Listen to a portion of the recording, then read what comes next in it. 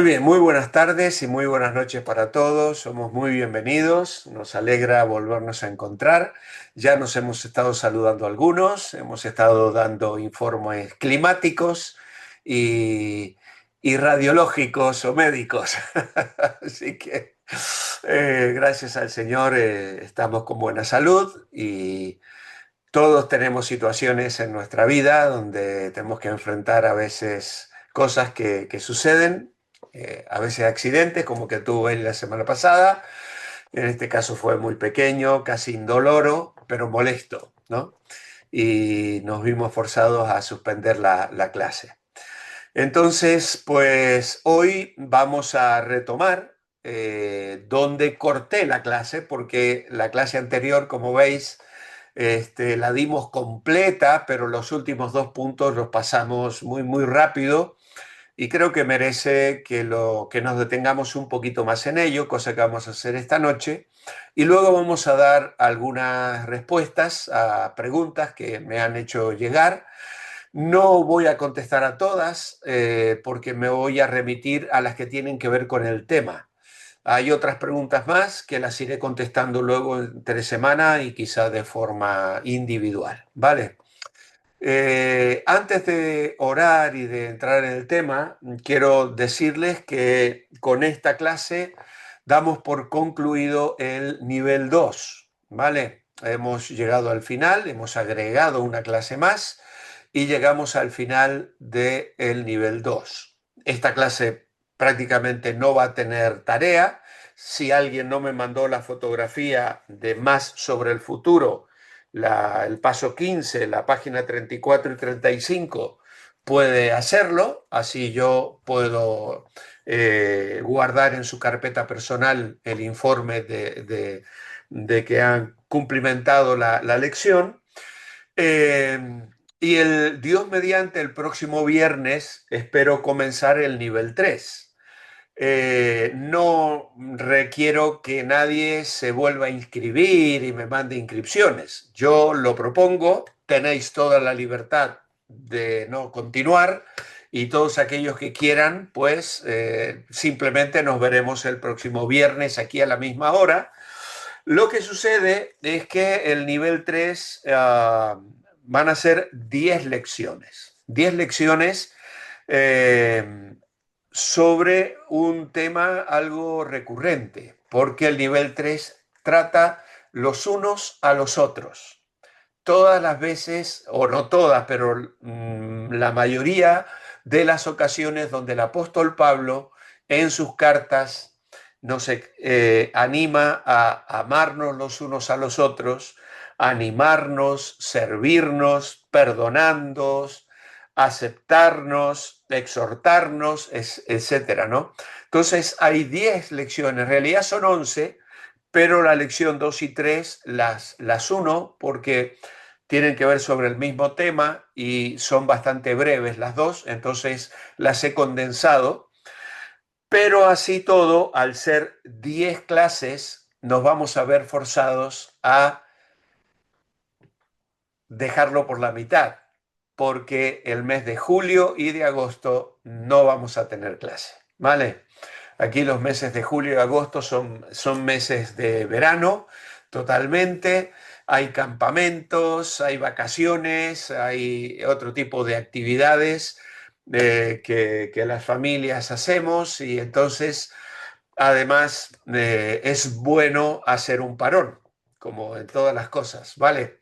Por lo tanto, vamos a ver las 6 primeras lecciones de aquellos que os querráis uniros al nivel 3 y luego en septiembre retomaríamos y continuaríamos con nivel 3, nivel 4, ahí hasta el nivel 7, ¿vale? Así que queda también un buen camino por recorrer. Obviamente, vuelvo a decir, estáis en plena libertad de continuar o si no queréis comenzar con el nivel 3, tenéis la libertad de dejarlo, ¿vale? Muy bien, dicho esto entonces, vamos a orar y entrar en el tema de esta noche. Amado Padre, queremos darte gracias otra vez por poder encontrarnos a través de este medio.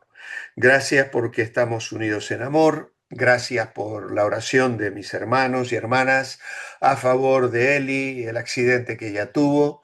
Gracias porque también muchos estuvieron orando por el retiro de iglesia que hemos celebrado el fin de semana. Y todas, Señor, han sido bendición tras bendición. Ha sido bueno, has derramado tu gracia de forma abundante. Y pedimos también ahora que tú nos bendigas, Señor, al tratar este tema tan especial que tiene que ver con las últimas cosas y lo que la Biblia nos comunica acerca de lo que Dios ha preparado para aquellos que le aman. Señor, abre los ojos de nuestra mente, de nuestro corazón, y que este estudio hoy pueda ser una fuente de bendición y de desafío para cada uno de los que compartamos este tiempo. Oramos agradecidos a ti en el nombre del Señor Jesucristo. Amén. Muy bien, hermanos, pues entonces vamos a compartir la pantalla. Aquí ponemos el sonido. Y allí tenéis, vamos a mover un poquito aquí. Vale, bien. Hemos llegado a la mitad de la clase, un poquito más de la mitad de la clase, y antes de entrar en el apartado que tiene que ver con el juicio de los incrédulos en el gran trono blanco, quiero recordaros estos gráficos que nos ilustran lo que será primeramente lo que se conoce como la tribulación. Eh, Entendemos que a partir de Apocalipsis capítulo 4, la iglesia ya no está presente ni activa en el contexto de esta época que se abre en una serie de juicios que conocemos como los sellos, las trompetas y las copas de ira. Como veis, a la hora de leer estos capítulos, podemos describir que eh, los sellos acaban con un juicio y una hecatombe universal, pero el sexto sello abre las trompetas y también el final de las trompetas es un juicio universal y finalmente cuando se abre la sexta trompeta, la séptima trompeta, perdón, como el séptimo sello, se abren lo que se conoce como las copas de la ira, que también son 7 y que acaban también con un juicio universal.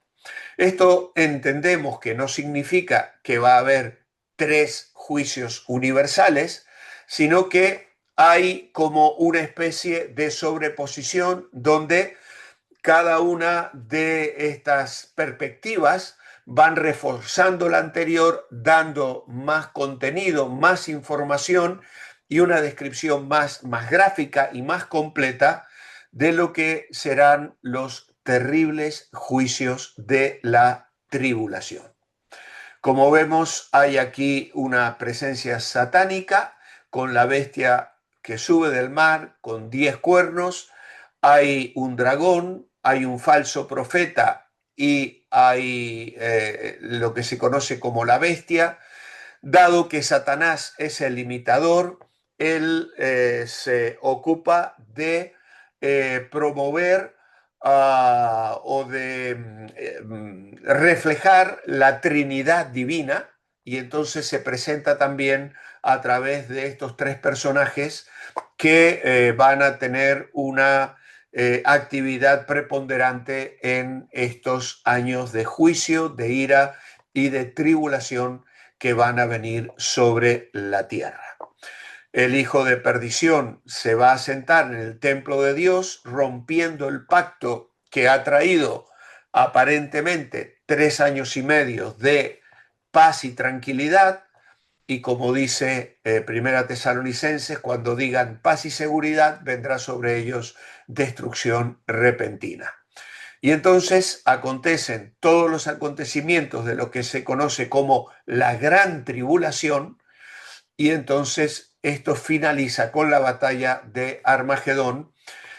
En el cielo probablemente se habrán estado celebrando las bodas del Cordero para que la iglesia junto con el Señor Jesucristo descienda en la segunda venida para apoyar sus pies en el monte de los olivos, en el monte de Sión, el cual se partirá por la mitad y de donde saldrá ríos de agua viva para inaugurar una época milenaria en la cual el Señor Jesucristo reinará sobre la tierra. Allí ya la bestia y el falso profeta son echados al lago de fuego, el diablo es retenido en el abismo durante los 1000 años, en los cuales el Señor Jesucristo va a gobernar cumpliendo las promesas que el Señor le hiciera a David.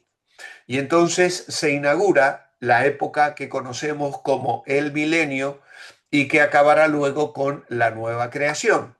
Así que aquí tenemos otra vez las bodas del Cordero con lo que hemos acabado el gráfico anterior. Hay un juicio sobre las naciones vivas en Mateo 25 y allí parece ser que habrá aquellos de las naciones que protegieron a los hijos de Dios, a los que fueron o que pertenecían al pueblo de Israel, que les dieron cobijo en medio de las guerras y las persecuciones que las naciones levantarán sobre el remanente, diríamos así, el remanente santo, y parte del pueblo de Israel, que también va a sufrir juicios y condena en cuanto a la rebeldía y al pecado, pues muchos de ellos se arrepentirán, llorarán al contemplar al Señor Jesucristo, y arrepentidos formarán parte de aquellos que entrarán al reino terrenal del Señor Jesucristo. En ese momento, la ciudad santa de Jerusalén descenderá del cielo. Es una ciudad con dimensiones extraordinarias y cuadradas. Es una ciudad que la Biblia describe con puertas de perla, con cimientos de oro, con muros de oro, con calles de oro. En fin, una ciudad con una visión. Nosotros entendemos que esta denominación, diríamos así, o descripción de Juan, es precisamente para darnos a entender la hermosura, la belleza, la grandeza, lo extraordinario que será aquella ciudad.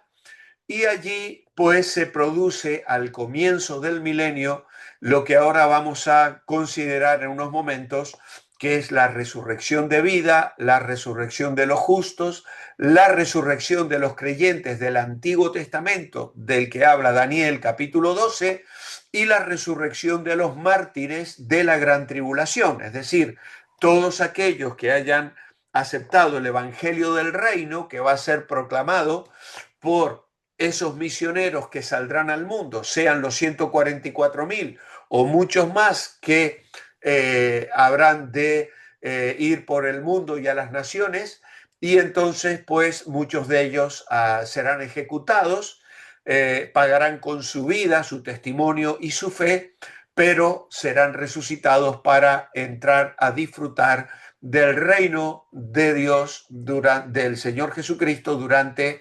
esta época descrita en unos cuantos pasajes bíblicos, de los cuales también en un momento vamos a mirar. Finalmente, Satanás va a ser suelto una vez más, va a salir del abismo y va a generar la última rebelión de la humanidad. A través de esos 1000 años han nacido miles y miles y miles y miles de personas que se han multiplicado, la humanidad ha vuelto a crecer enormemente, y los hijos de los que entraron convertidos, y diríamos al escenario del reino milenial, probablemente serán aquellos que van a ser engañados por Satanás para esa rebelión final, en la cual el Señor finalmente descenderá en una destrucción total. Se producirá allí lo que se conoce como el Gran Trono Blanco, que es el tema del cual vamos a hablar ahora. Y finalmente, luego de ese juicio, la Biblia nos habla de que habrá un cielo nuevo y una tierra nueva en los cuales mora la justicia. Y entonces allí se produce una nueva creación conforme a lo que la palabra de Dios nos promete. Así que entonces, con todo esto en mente y después de haber mirado esa diapositiva donde estuvimos compartiendo las coronas que el Señor Jesucristo dará en el gran trono blanco, pues pasamos, perdón, no en el gran trono blanco, eh, bueno, voy a tener que mirar el título porque el juicio de obras del cristiano, en el tribunal de Cristo, en el tribunal de Cristo, ¿vale?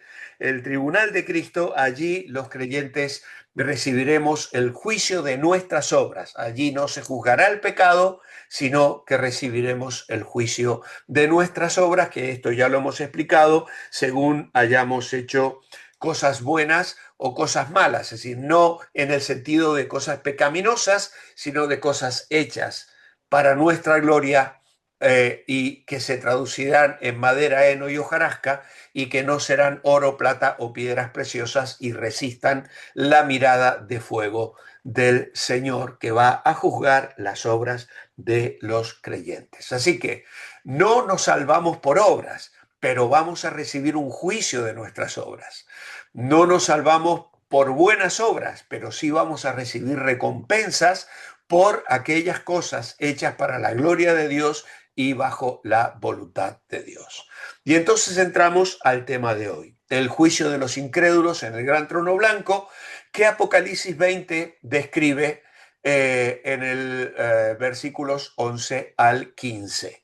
Y dice, vi un gran trono blanco y el que estaba sentado en él, de delante del cual huyeron la tierra y el cielo, y ningún lugar se encontró para ellos. Y vi a los muertos, grandes y pequeños, de pie ante Dios. Los libros fueron abiertos y otro libro fue abierto, el cual es el libro de la vida, y fueron juzgados los muertos por las cosas que estaban escritas en los libros según sus obras.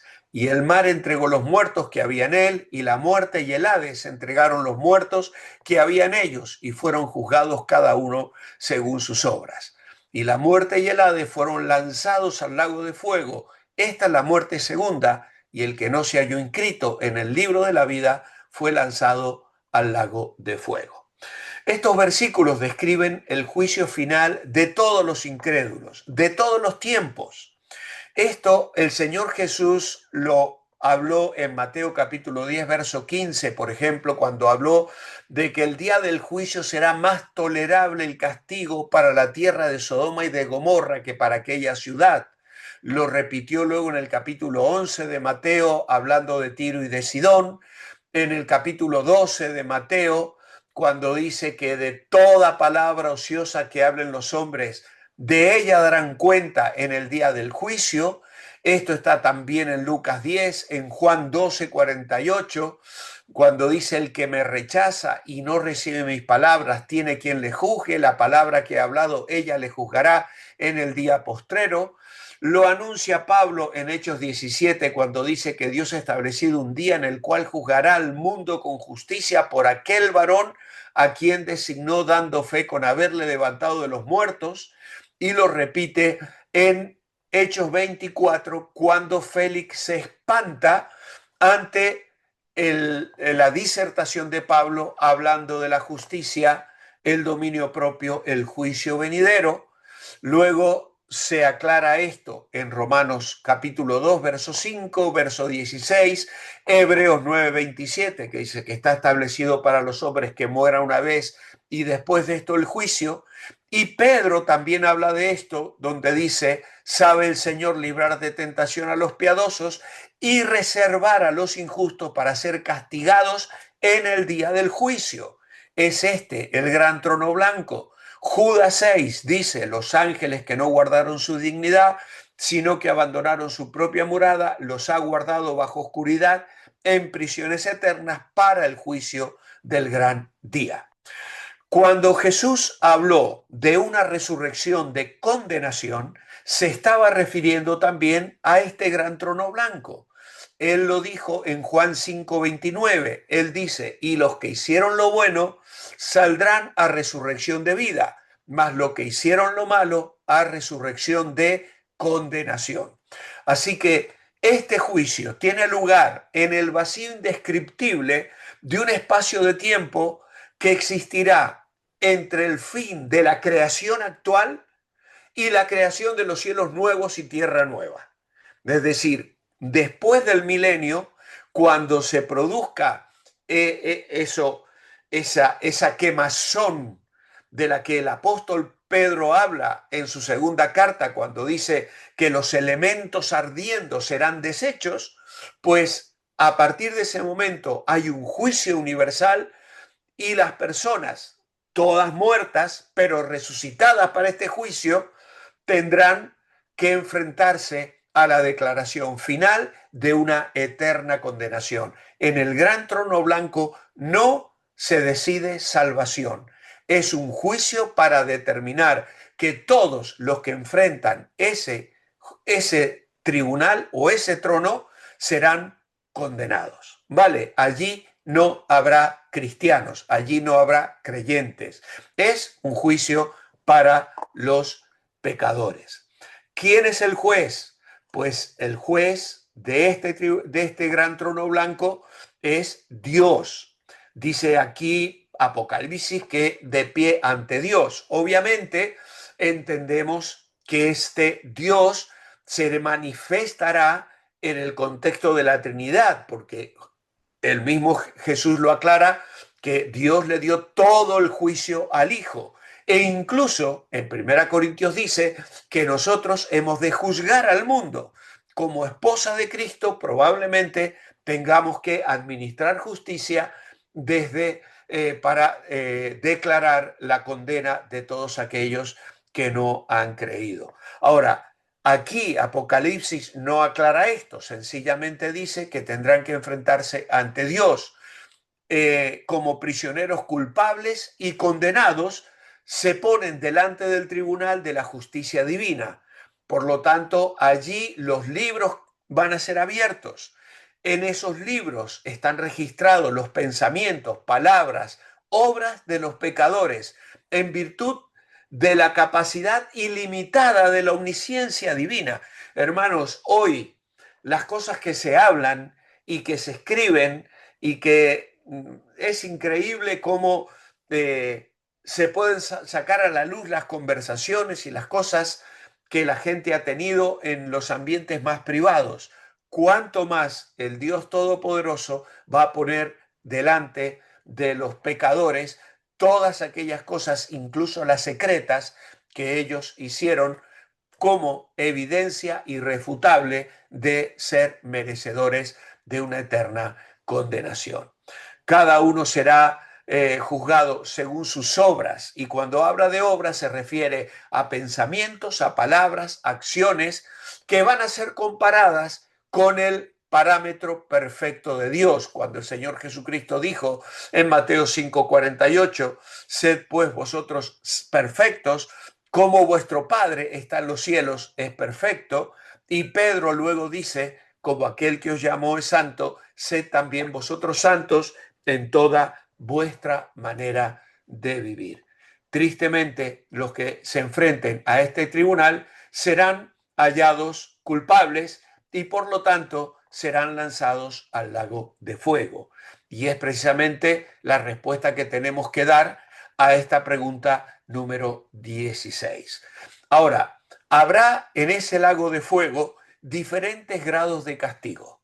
En Mateo capítulo 10, verso 14, el Señor dice, si alguno no edificare, no recibiere ni oyere vuestras palabras, salid de aquella casa, sacudid el polvo de vuestros pies, porque en el día del juicio será más tolerable el castigo para la tierra de Sodoma y de Gomorra que para aquella ciudad. Lo repite luego en el capítulo 11, verso 22. En Marcos capítulo 12, el Señor también vuelve a decir por allí que estos recibirán mayor condenación. Luego dice en Lucas 12 que aquel siervo que no se preparó ni hizo conforme a la voluntad de su Señor recibirá muchos azotes.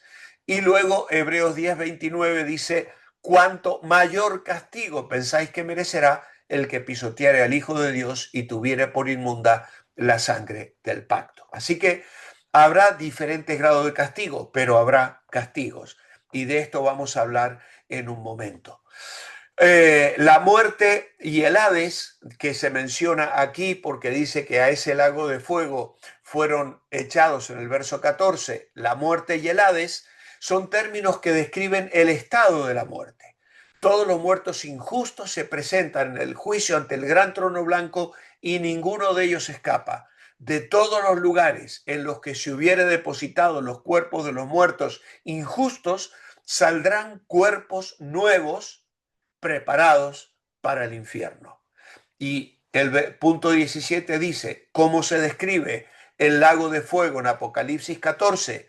Pues como un lugar de tormento interminable, eterno. El verso 10 y 11 lo expresan de una manera rotunda y clara. Dice, en el capítulo 14 dice, él también beberá del vino de la ira de Dios, que ha sido vaciado puro en el cáliz de su ira, y será atormentado con fuego y azufre delante de los santos ángeles y del Cordero, y el humo de su tormento sube por los siglos de los siglos, y no tienen reposo de día ni de noche los que adoran a la bestia y a su imagen, ni nadie que recibe la marca de su nombre. Así que Apocalipsis 14 nos ofrece una perspectiva más amplia de lo que Apocalipsis 20 nos está presentando. Cualquiera leal al anticristo y a su reino sufrirá el derramamiento de la ira acumulada de Dios con la fuerza tremenda de su indignación divina y su venganza descomunal. La Biblia habla de esto en muchos lugares, hermanos. Es un tema que nos parece incómodo, pero en el Salmo 75 dice, el cáliz está en la mano de Jehová y el vino está fermentado, lleno de mistura, y él derrama del mismo, hasta el fondo lo apurarán y lo beberán todos los impíos de la tierra. En Isaías capítulo 51 y verso 17 dice, despierta, despierta, levántate, oh Jerusalén, que bebiste de la mano de Jehová el cáliz de su ira, porque el cáliz de aturdimiento bebiste hasta los cimientos. Y en Jeremías 25:15 dice, porque así me dijo Jehová Dios de Israel, toma de mi mano la copa del vino de este furor y da a beber de él a todas las naciones a las cuales yo te envío, y beberán y temblarán y enloquecerán a causa de la espada que yo envío contra ellos. Hermanos, cuando hablamos de la ira divina, no hablamos de un impulso explosivo de rabia que Dios lance por capricho como contra personas que no son de su agrado, como puede ser la ira que a veces controla nuestra mente y nuestro corazón. La ira divina es la reacción resuelta, inflexible, despojada de misericordia, de gracia y de compasión por parte de un Dios justo contra el pecado. Porque el pecado es serio.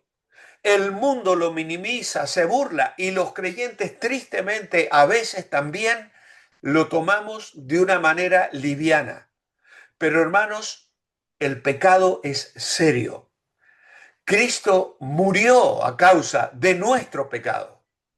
Y el pecado de las naciones y de la gente que ha rechazado la gracia, el perdón y la misericordia de Dios, les llevará a experimentar la ira de Dios despojada de misericordia, de gracia y de compasión. Por eso la Biblia utiliza estos términos tan fuertes como fuego y azufre. Fuego y azufre. Dos elementos que se asocian en toda la Escritura con el tormento del castigo divino. Ya en Génesis 19 dice que llovió del cielo sobre Sodoma y Gomorra fuego y azufre. Y luego esto lo repite Isaías, cuando dice en Isaías 34, es día de venganza de Jehová, año de retribuciones, y sus arroyos se convertirán en brea, y su polvo en azufre, y su tierra en brea ardiente. No se apagará de noche ni de día, perpetuamente subirá su humo, de generación en generación será asolada, nunca jamás pasará nadie por ella. Es decir, se habla de un castigo extraordinario, y la referencia al infierno es el de un lago de fuego. En Apocalipsis 19:20 dice que fueron lanzados vivos dentro de un lago de fuego que arde con azufre, la bestia y el falso profeta. Y aquí en el versículo 10 dice, y el diablo que los engañaba fue lanzado en el lago de fuego y azufre, donde estaban la bestia y el falso profeta, y serán atormentados día y noche por los siglos de los siglos. Y en el capítulo 21 y el versículo 8 dice, pero los cobardes, los incrédulos, los abominables, homicidas, los fornicarios, los hechiceros, los idólatras, y todos los mentirosos tendrán su parte en el lago que arde con fuego y azufre, que es la muerte segunda. Hermanos, hay una tendencia a negar el infierno, una tendencia que surge, por ejemplo, de los testigos de Jehová, que hablan de una aniquilación total. No la veo en la Biblia, no la encontramos en la Biblia. Aquí estas descripciones son terribles y un tormento que sube por los siglos de los siglos y nos hace una referencia a la perpetuidad del infierno. En Mateo capítulo 3, verso 12, Jesús dice, su aventador está en su mano, limpiará su era, recogerá su trigo en el granero.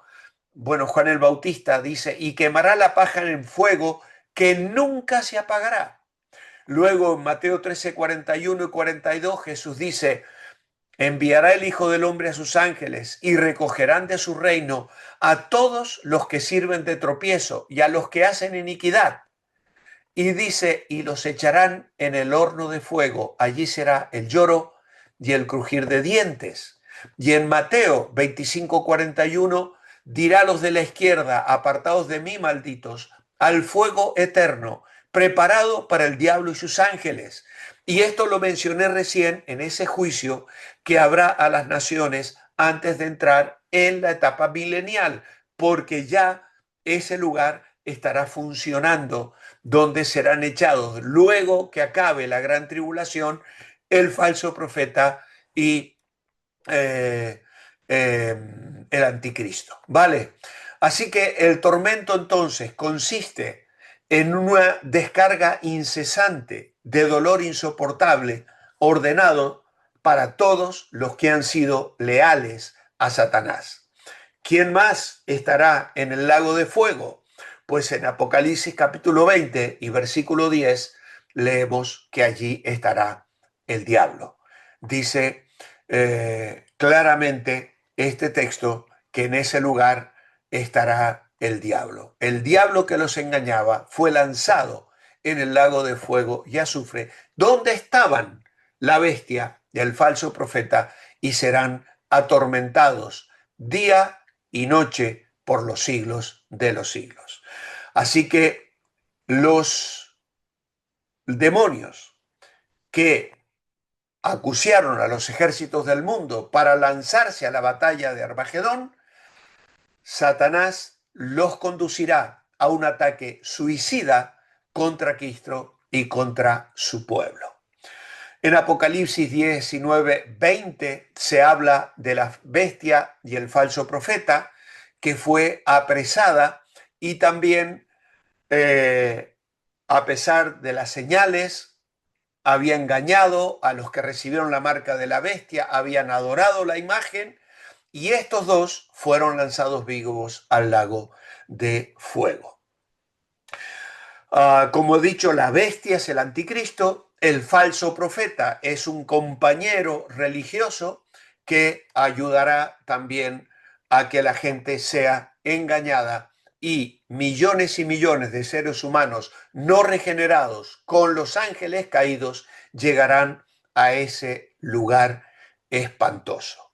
Y el hecho de que estos dos aparecen todavía vivos en el mismo lugar 1000 años después, es decir, estos son echados al final de la gran tribulación, Satanás es retenido, encadenado en el abismo, pero es soltado para generar una rebelión de las naciones final, y allí el diablo es echado a este lugar donde se encontraban la bestia y el falso profeta. Por lo tanto, esto refuta la doctrina falsa del aniquilamiento. Ahora bien, cuando hablamos de la ira venidera, yo quiero daros aquí un pequeño apunte que no pude compartir con mucha detenimiento hace 15 días, y es lo siguiente. Ira es enojo, indignación, intensa y profunda. Y aquí se refiere al castigo de retribución que será derramado sobre el mundo pecador en el tiempo de la gran tribulación, es decir, a lo largo de los juicios que los sellos, las trompetas y las copas nos describen de una manera aterradora. La ira es un atributo de Dios, no es una explosión irracional de enojo por orgullo herido o por mal humor. Tampoco es crueldad. Nahum capítulo 1 y versículo 2 dice: Dios es celoso y vengador, Jehová es vengador, lleno de indignación, se venga de sus adversarios y guarda enojo para con sus enemigos. Y el verso 5 al 8 dice: los montes tiemblen delante de él y los collados se derriten, la tierra se conmueve. ¿Quién permanecerá delante de su ira? ¿Y quién quedará en pie en el ardor de su enojo? Su ira se derrama como fuego y por él se hienden las peñas. Y tenemos un versículo precioso ahí. Jehová es bueno, fortaleza en el día de la angustia, conoce a los que en él confían, pero con inundación impetuosa consumirá a sus adversarios y tinieblas perseguirán a sus enemigos. Luego en 2 Tesalonicenses capítulo 1 verso 6, Pablo dice: es justo delante de Dios pagar con tribulación a los que os atribulan, y a vosotros que sois atribulados, daros reposo con nosotros cuando se manifieste el Señor Jesús, etcétera, etcétera. Podéis luego leer estos pasajes. Yo voy a avanzar porque el tiempo me va ganando. El gusano, ¿a qué se refiere cuando el Señor habla del gusano que nunca muere? Es una figura de la interminable disolución de la personalidad por efecto de la conciencia condenatoria. ¿Entendemos este concepto? El gusano, es decir, las personas que van a estar en el lago de fuego, no estamos hablando literalmente de un lago de fuego. Estamos hablando de la condición de autocondena que las personas van a experimentar hacia sí mismos, por esa sensación de pecaminosidad eterna que van a sufrir. Lo mismo pasa con el fuego. Es la agonía que resulta de tener conciencia de que Dios estará enojado con ellos. Las tinieblas de afuera es el conocimiento de la pérdida, no solo de Dios, sino de todo lo que hacía que la vida pareciera valer la pena. Y luego el crujir de dientes es una figura de la autocondenación y el autodesprecio. Hermanos, cuando hay alguna persona que te dice: no, yo me quiero ir al infierno, pues en el infierno va a haber fiesta, en el infierno la vamos a pasar bien, en el infierno, el infierno es un lugar de tormento, es un lugar de soledad, es un lugar de agonía, es un lugar de autocondena, es un lugar de depresión a la máxima potencia, es un lugar de ataques de ansiedad constante, es un lugar que describirlo nos aterra. Verdaderamente es algo terrible. Por lo tanto, tenemos que tener esto muy en cuenta para orar y clamar por aquellos que no son salvos y que reniegan todavía de la obra de Cristo. La esencia del accionar de Dios en ira es dar a las personas lo que ellos han elegido. Dice Romanos 1:18, la ira de Dios se revela desde el cielo contra toda impiedad e injusticia de los hombres que detienen con injusticia la verdad. Dios se revela constantemente en ira y les entrega, dice también ese capítulo, verso 24, a la inmundicia, en la concupiscencia de sus corazones, de modo que deshonraron entre sí sus propios cuerpos. Y Dios los entregó a pasiones vergonzosas, pues sus mujeres cambiaron el uso natural por el que es contra la naturaleza. Y como aprobaron no tener en cuenta a Dios, Dios los entregó a una mente reprobada para hacer cosas que no convienen. Así que, hermanos, la pecaminosidad y corrupción del mundo actual nos habla de un Dios que les ha dejado, los ha entregado a la inmundicia, los ha entregado a una mente reprobada y sus razonamientos son razonamientos necios. Por eso aceptan las cosas que se aceptan hoy, los modelos de familia que están asumiendo las naciones y legalizándoles, y todo tipo de corrupción que parece ser que es la normativa de una humanidad que vive en rebelión, en bajeza y en pecado. Y eso ya es una muestra de la ira de Dios.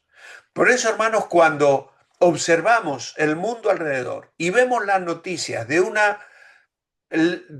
naciones que legislan, aquí hay un programa en Europa que apunta al año 2030 y que ahora ya están hablando del 2050, donde se está introduciendo valores absolutamente contrarios a la palabra de Dios.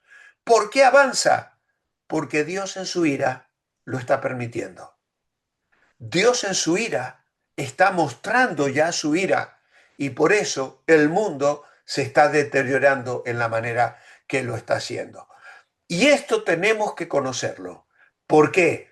Porque mi corazón tiene que ser impresionado por el hecho de que Dios detesta el pecado, para que haya en mi corazón un verdadero temor a Dios y para que mi alabanza y adoración se proyecten al saber que Dios me ha librado de la ira venidera. Así que, hermanos, tenemos tantas razones para bendecir el nombre del Señor. Este pasaje de Apocalipsis 20:10 en adelante que hemos estado comentando nos enseña de la aniquilación no de la aniquilación, perdón, no serán aniquilados, sino de una existencia eternamente atormentada. Y eso es de lo que la obra de Cristo nos ha librado. Ese infierno preparado para el diablo, para el anticristo y para el falso profeta no fue preparado para los seres humanos, pero allí van a ir aquellos que rechacen la reconciliación con Dios a través de la gracia y la fe. Y ese es el mensaje del Evangelio que hoy somos llamados a proclamar.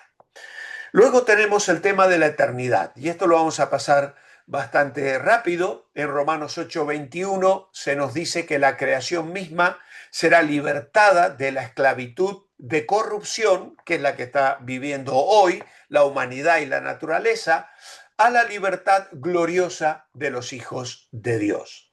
Después del reino milenial y el juicio del gran trono blanco, Dios destruirá la presente creación y creará un nuevo cielo, una nueva tierra y una nueva ciudad, la Jerusalén, la celestial.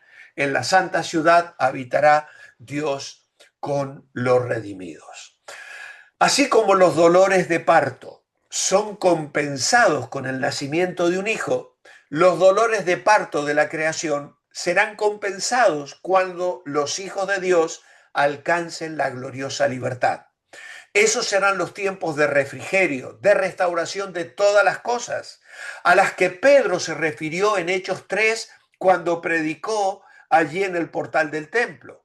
El mismo Dios que sometió a vanidad a la creación por causa del pecado, dice en Romanos 8, la sometió en esperanza. Solo Dios podía dar esta esperanza de que cuando los hijos de Dios sean libertados de las miserias y pecados de la presente vida, la creación también será libertada de la servidumbre de corrupción. Por estas escrituras podemos deducir que el reino milenial constituirá, diríamos, un ensayo general de esta libertad dentro de los límites de la tierra, dando lugar luego a la plenitud de un estado eterno en la nueva creación profetizada en pasajes como 2 Pedro capítulo 3 y versículo 13, donde la palabra de Dios dice: nosotros esperamos, según sus promesas, cielos nuevos y tierra nueva, en los cuales mora la justicia. Y si tenéis abierta vuestra Biblia en Apocalipsis 20, donde hemos leído del 11 al 15, nos encontramos con el capítulo 21. ¿Y qué nos dice Juan allí? Y vi un cielo nuevo y una tierra nueva, porque el primer cielo y la primera tierra pasaron, y el mar ya no existía más. Así que, hermanos, la idea es que todo esto lleva a una consumación, a la luz de un nuevo siglo. Las muchísimas profecías del Antiguo Testamento sobre una futura renovación están claramente señaladas en Isaías capítulo 11, 12 y en Isaías capítulo 65, versículos 17 al 25. Ahora, al comenzar este capítulo 21, todos los pecadores de todos los tiempos, tanto demonios como hombres, incluidos Satanás, la bestia y el falso profeta, se encuentran al lago de fuego para siempre. El universo entero ha sido destruido y Dios crea un universo nuevo que será una morada eterna de los redimidos. Y dice Juan aquí: vi un cielo nuevo y una nueva tierra. Todo el universo tal como lo conocemos será destruido, reemplazado por una creación nueva que durará para siempre. Y esta es una realidad ya del Antiguo Testamento. El Salmo 102, verso 25 dice: desde el principio tú fundaste la tierra y los cielos son obra de tus manos. Ellos perecerán, mas tú permaneces. Y todos ellos, como una vestidura, se envejecerán. Como un vestido los mudarás y serán mudados.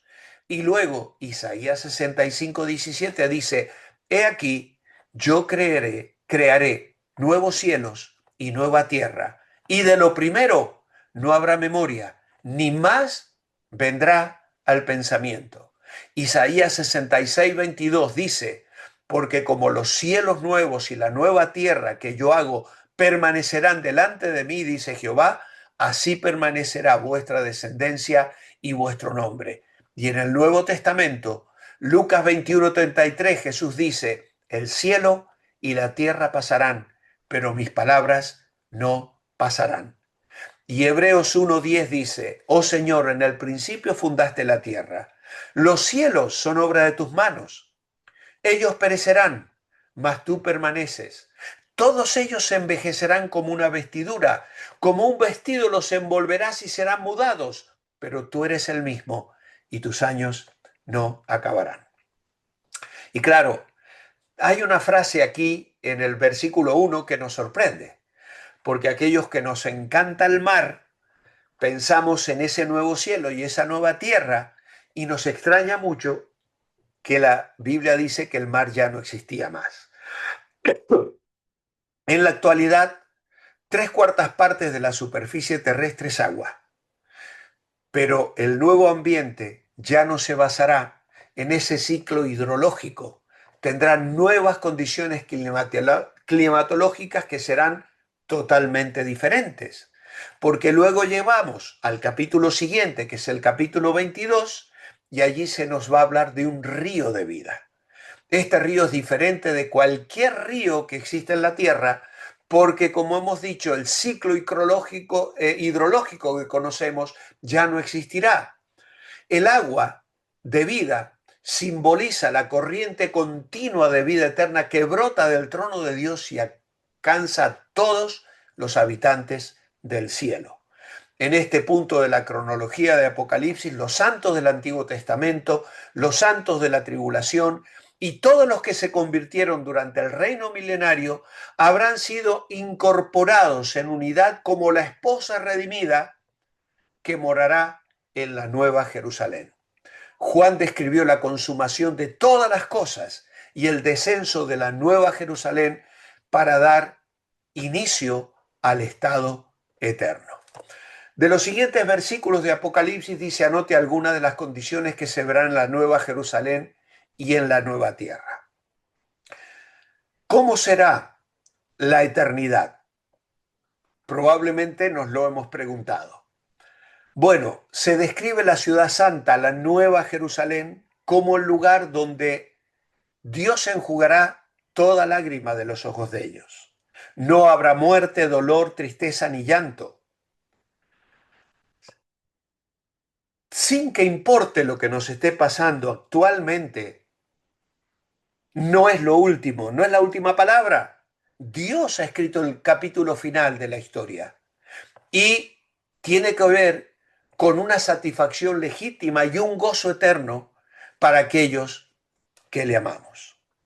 No sabemos todo lo que quisiéramos saber, pero es suficiente con saber que la eternidad con Dios será más hermosa de lo que jamás hayamos imaginado.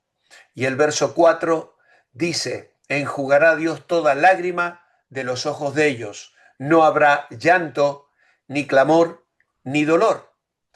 Apocalipsis 21-27 dice: no habrá ninguna cosa inmunda, ni ninguna abominación.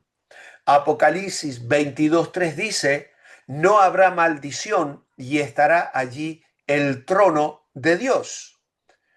Es decir, la maldición que cayó sobre la humanidad y la tierra como resultado de la desobediencia de Adán y Eva habrá caducado por completo. Dios nunca tendrá que juzgar otra vez el pecado, porque nunca existirá ya en el nuevo cielo y en la nueva tierra. No habrá más pecado.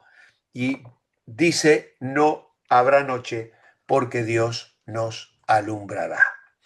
Así que, hermanos, pues con esto terminamos esta lección y rápidamente vamos a pasar, porque todo esto ya lo vimos la semana pasada, a contestar algunas poquitas preguntas en algunos minutos más que vamos a tener que tomar. Una de las preguntas: ¿qué pasa con los que estén muertos en el arrebatamiento? ¿Van a resucitar? Bueno, es interesante que podamos saber que hay distintas clases de resurrecciones. Primeramente, la Biblia nos habla de una resurrección para vida. Esto está descrito en Lucas 14, en Juan 5, 28 al 29. Allí el Señor Jesucristo dice: no os maravilléis, porque vendrá hora cuando los que están en los sepulcros oirán su voz. Los que hicieron lo bueno saldrán a resurrección de vida, mas los que hicieron lo malo a resurrección de condenación. Así que podemos aclarar que hay una resurrección para vida que será limitada, ya que no todos participarán de esa resurrección. En Filipenses 3, Pablo dice: si en alguna manera llegase a la resurrección de los muertos. ¿Por qué?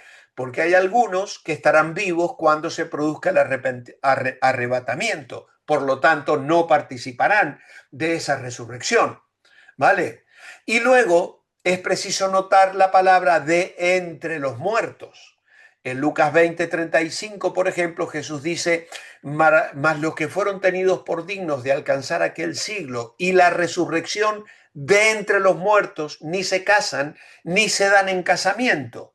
Y en Hechos capítulo 4 y el versículo 2 dice, resentidos de que enseñasen al pueblo y anunciasen en Jesús la resurrección de entre los muertos.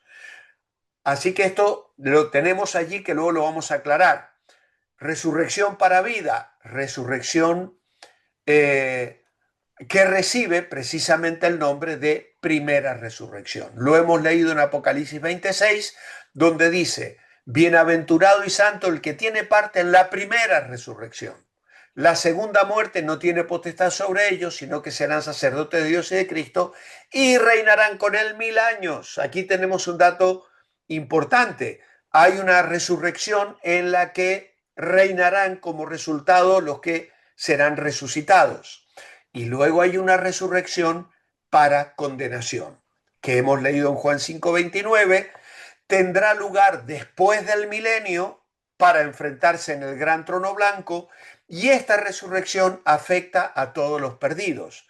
Y de esto hemos leído ya en Apocalipsis 20, versos 5 y versículos 11. Esto entonces nos lleva a un programa de resurrecciones. Este programa de resurrecciones vamos a verlo bosquejado.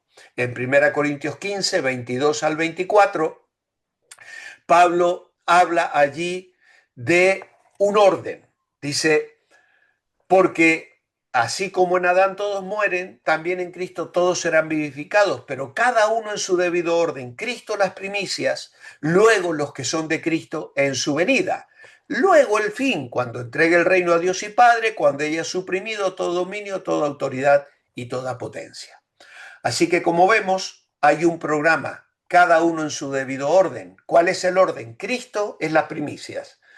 Él es el único que realmente resucitó. Por ejemplo, me diréis, pero ¿no resucitó al hijo, al hijo de la viuda de Naín? ¿No resucitó a la hija de Jairo? ¿No resucitó a Lázaro? Fueron resucitaciones, pero todos estos volvieron a morir. Solo hay uno que resucitó, Cristo. Y Él está con su cuerpo de resurrección sentado a la diestra del Padre. Luego, dice Pablo, los que son de Cristo en su venida. Y luego, agrega, viene el fin. ¿Quiénes son los de Cristo? Los creyentes en Cristo son los que pertenecemos a la dispensación de la iglesia. Es decir, desde Pentecostés hasta aquí, todos los que han muerto en Cristo van a participar de esa resurrección. Luego, también incluimos a los santos del Antiguo Testamento y luego también incluimos a los santos de la tribulación. Claro, hay una resurrección cuando Cristo venga por la iglesia para participar del rapto, y hay una segunda fase de esta primera resurrección al final de la gran tribulación, de la que participan los santos del Antiguo Testamento y los que han muerto en la tribulación. No se producirá la resurrección de estos tres grupos al mismo tiempo, ya que la frase venida de Cristo, como acabo de explicar, establece por lo menos dos momentos. Estos son el arrebatamiento de la iglesia y luego la segunda venida real y literal de Cristo a la tierra. Por eso al arrebatamiento no se le llama la segunda venida, porque Cristo no llega a la tierra, viene en el aire y la iglesia es arrebatada y nos encontramos para estar con Cristo para siempre. Luego tenemos la resurrección de los muertos de Israel, que esto ya lo hemos considerado en otra ocasión. Tenemos una resurrección diferente a la de la iglesia, que es la que aparece en 1 Tesalonicenses 4, y se refiere a los muertos en Cristo, es decir, una posición que tenemos en el Señor, como resultado del bautismo del Espíritu Santo, cosa que no sucedió en otros momentos, porque el bautismo por el Espíritu Santo es distintivo de esta época, de esta dispensación. No aconteció anteriormente. El Espíritu venía y se iba de David, por ejemplo, o de hombres y profetas sobre los que el Espíritu venía y ellos profetizaban. Pero luego tenemos que la profecía habla de ese segundo acontecimiento en Daniel 12, Isaías 26, donde se habla de los muchos. Vamos a leer Daniel 12, versículos 2 y 3 dice, y muchos de los que duermen en el polvo de la tierra serán despertados, unos para vida eterna y otros para vergüenza y confusión perpetua. Los entendidos resplandecerán como el resplandor del firmamento y los que enseñan la justicia a la multitud como las estrellas a perpetua eternidad. En el original estos muchos deben relacionarse con tu pueblo, es decir, Israel. Y hay una distinción marcada, en lugar de unos y otros se leen estos y aquellos. Estos son los que resucitan y aquellos los que no resucitan. La frase en aquel tiempo alude al final de la gran tribulación. De la misma forma, Isaías menciona una resurrección cuando pase la indignación en Isaías capítulo 26 versículos 19 al 20. Dice allí, tus muertos vivirán, sus cadáveres resucitarán, despertad y cantad, moradores del polvo, etcétera, etcétera, porque la indignación habrá pasado. Y luego tenemos la resurrección de, bueno, inmediatamente después de la tribulación, Dios resucitará a los santos del Antiguo Testamento. La resurrección de los santos de la tribulación. El detalle de esto está en Apocalipsis 20, se producirá después de la tribulación, se producirá después de que Satanás haya sido atado y se producirá antes de la manifestación del reino milenial. Estos resucitados aparecen en Apocalipsis capítulo 20, verso 4, donde dice, vi las almas de los decapitados por causa del testimonio de Jesús y por la palabra de Dios, que no habían adorado a la imagen y que no recibieron la marca en su frente ni en sus manos, y vivieron y reinaron con Cristo 1000 años. ¿Vale?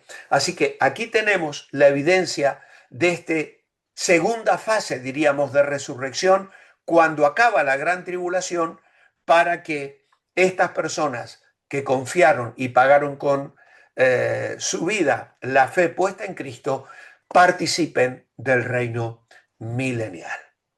Muy bien.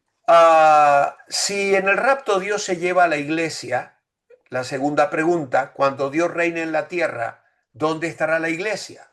Bueno, el arrebatamiento nos habla de salir afuera del mundo, dejando toda angustia y aflicción de cuerpo y alma propias del estado actual en el cual vivimos.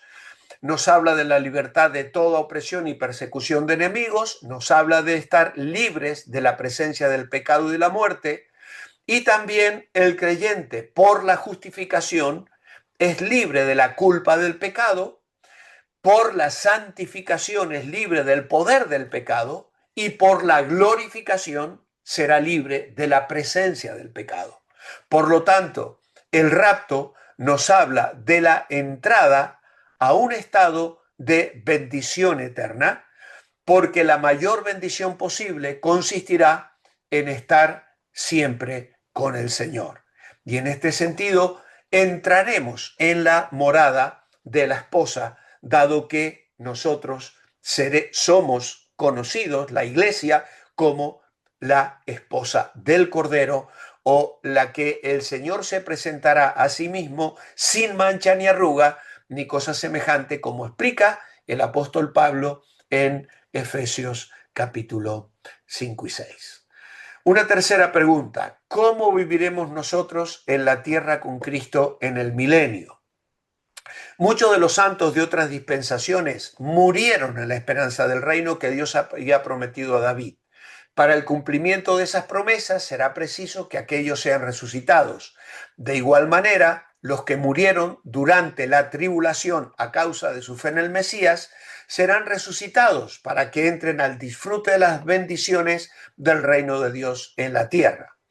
Ahora, hay algunos detalles que tenemos que notar. En Apocalipsis 24 al 6, se nos habla allí de un reino mesiánico, milenario, que va a ser terrenal. Dice, los que no recibieron la marca en su frente reinaron con Cristo 1000 años, pero los otros muertos no volvieron a vivir hasta que se cumplieron 1000 años. Esa es la primera resurrección. Bienaventurado y santo el que tiene parte en la primera resurrección. La segunda muerte no tiene potestad sobre esto, sino que serán sacerdotes de Dios y de Cristo y reinarán con él 1000 años. Así que, hermanos, el reino milenario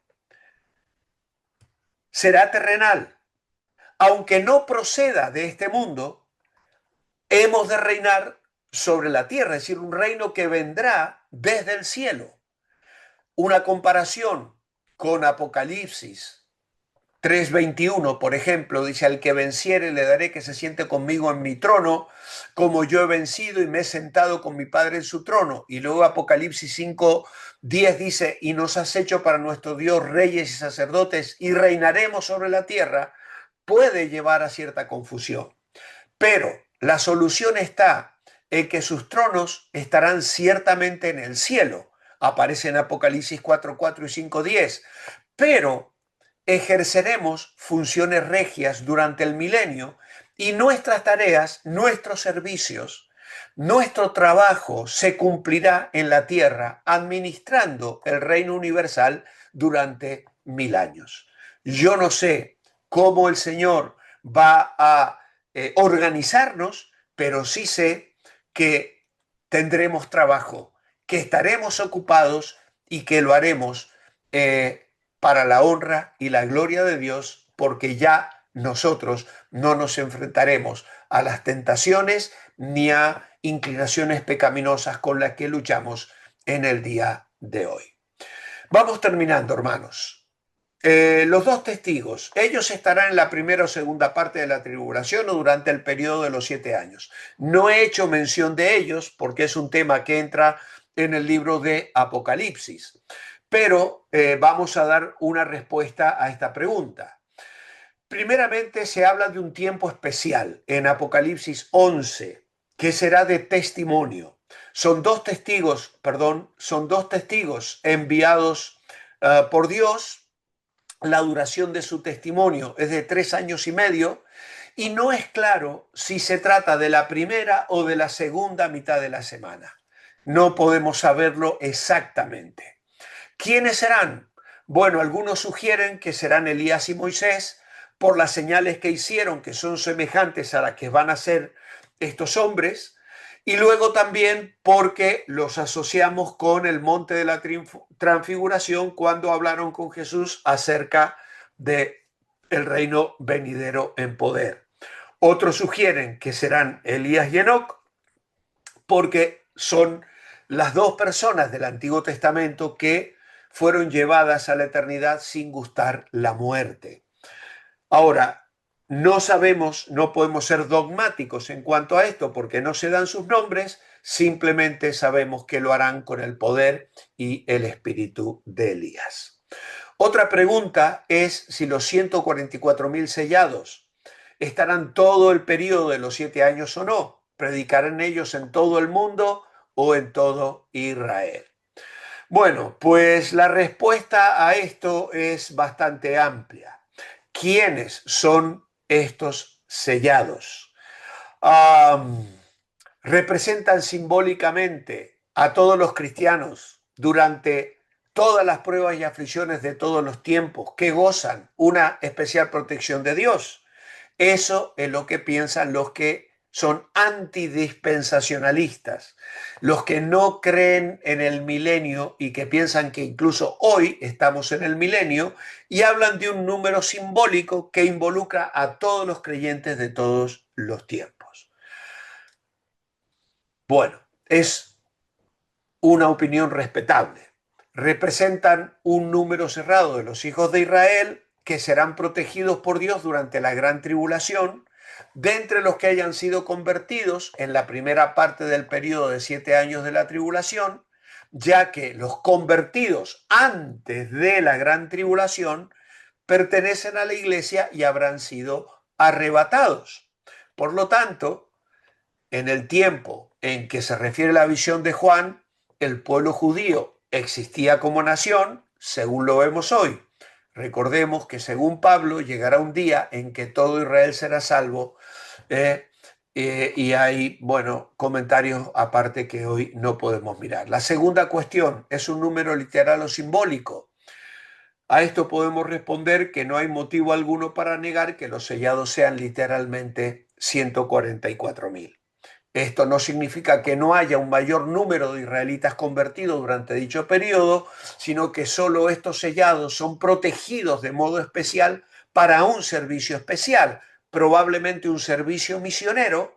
Hay quienes piensan que probablemente estos 144.000 van a recorrer el mundo predicando el evangelio del reino, van a ser perseguidos, van a ser protegidos mientras predican, y muchos les creerán, y serán aquellos de las naciones que se convertirán, que se resistirán a recibir la marca de la bestia, y que muchos van a pagar con su vida la persecución que el anticristo va a desatar sobre ellos, y cuyas almas están debajo del altar clamando que se haga justicia, y que resucitan y que entran a morar en el estado eterno, en el estado milenial, en el reino milenial, y luego también en el estado eterno. Finalmente, la nueva Jerusalén que habla en Apocalipsis, que baja del cielo de Dios, estará aquí en la tierra. Bueno, es interesante pensar en el lugar. Durante el milenio descenderá del cielo, quedando suspendida sobre la tierra, es lo que nos explica Apocalipsis 21. Dice, y me llevó el Espíritu a un monte grande alto y me mostró la gran ciudad santa de Jerusalén, que descendía del cielo de Dios teniendo la gloria de Dios, y su fulgor era semejante al de una piedra preciosísima, como piedra de jaspe, diáfara como un cristal. La luz de la ciudad santa aumentará la luz de la tierra en esa época, y en la nueva creación de Dios estará sobre la nueva tierra. Es decir, algunos sugieren que será el lugar de nuestra habitación, desde allí descenderemos a la tierra para servir al Señor administrando las tareas que habrán que organizar en el reino milenial aquí sobre la tierra, pero en ese lugar habitaremos junto con el Señor y en la compañía y congregación de la que se habla en Hebreos capítulo 12, versículos 22 y 24. Dice, sino que os habéis acercado al monte de Sión, a la ciudad del Dios vivo, a Jerusalén la celestial, a la compañía de muchos millares de ángeles, a la congregación de los primogénitos que están inscritos en los cielos, al Dios el juez de todos, a los espíritus de los justos hechos perfectos, a Jesús el mediador del nuevo pacto y a la sangre rociada que habla mejor que la de Abel. Así que en esa ciudad van a habitar, notemos los términos, compañía y congregación, y allí habitarán los ángeles, los santos de la iglesia, los espíritus de los justos hechos perfectos, es una referencia a los santos de la tribulación y a los santos del Antiguo Testamento que resucitan y que entran a morar y habitar en ese milenio. Así que la compañía de los santos, en la visión de Juan, de Apocalipsis 21, son los ángeles, los santos del Antiguo Pacto, la iglesia, y claro, son diferentes grupos que no tienen la misma constitución, porque los ángeles no son ni Israel ni la iglesia, los santos de anteriores dispensaciones no son ni ángeles ni son la iglesia, y la iglesia no somos ni ángeles ni somos salvos de otras dispensaciones, ¿vale? Así que todo esto pues creo que nos ayuda para tener una perspectiva de la maravilla que nos espera cuando el Señor nos venga a buscar. Hay algunas otras preguntas que me habéis hecho. Hay plena comunión entre estos grupos y absoluta relación en el estado eterno. Y ya el tiempo nos ha ganado, así que creo que hemos tenido ya suficiente. Aquí tenéis el certificado que os voy a preparar y que a partir de la próxima semana os comenzaré a enviar poquito a poquito a medida que los vaya preparando, porque voy a tener bastante trabajo para poder hacerlo. Muy bien, hermanos, sois un hermoso grupo, 51 participantes hoy, creo que hemos batido todo el récord. Si alguno tiene que irse, puede hacerlo. Son ya hora y 20 minutos de clase. Si alguien tiene una pregunta sobre el tema que le parezca muy importante hacer, que hable ahora o calle para siempre. Ahí está Beisy riéndose y Mila, muy bien. Muy bien, hermanos. Bueno, pues nada, lo dejamos aquí entonces. Si hay alguna duda más, por favor, me la mandáis y yo intentaré contestar. Hay algunas preguntas que me hiciste y que no he contestado, que son otros temas. Por ejemplo, alguien me preguntó cómo estamos compuestos, si somos espíritu, alma y cuerpo, o si solo somos alma, o qué diferencia hay entre alma y espíritu. Ese tipo de preguntas lo voy a responder individualmente, porque como veis, el tiempo no da. Es un tema apasionante, pero la hora se nos voló muy rápido. Así que con una breve oración nos despedimos. Padre, gracias por tu palabra y la esperanza maravillosa que tenemos. Señor, que este tema conmueva nuestros corazones para clamar y esforzarnos de proclamar el Evangelio a aquellos que no te conocen, y que por otro lado seamos más conscientes de la bendición que hemos recibido de ser tus hijos, de la salvación tan grande que nos has dado en Cristo. ¿Qué nos aguarda en la eternidad, Señor? Cosa que ojo no vio, ni oído oyó, es la que Dios ha preparado para aquellos que le aman. Te bendecimos hoy y te alabamos con todo nuestro corazón. En tu nombre, amén. Muy bien, hermanos, podéis abrir los micrófonos y despediros. Que el Señor os bendiga.